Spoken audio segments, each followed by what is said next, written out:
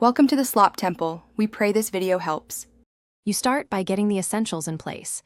Make sure you have instructor or admin access and the correct class ID so submissions land properly.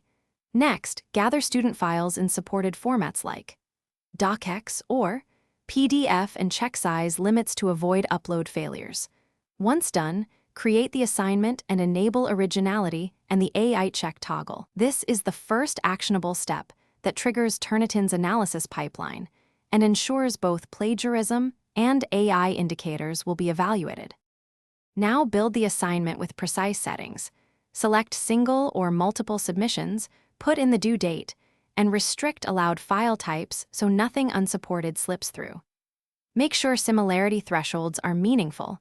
Include or exclude bibliographies, quotes, and small matches depending on your policy because these affect results. Then run a quick sample submission.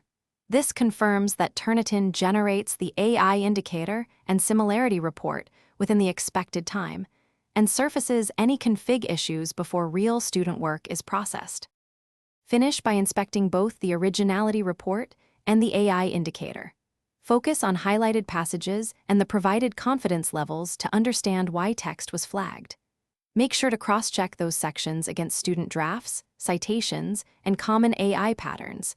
This explains the how and why behind flags and guides fair judgment.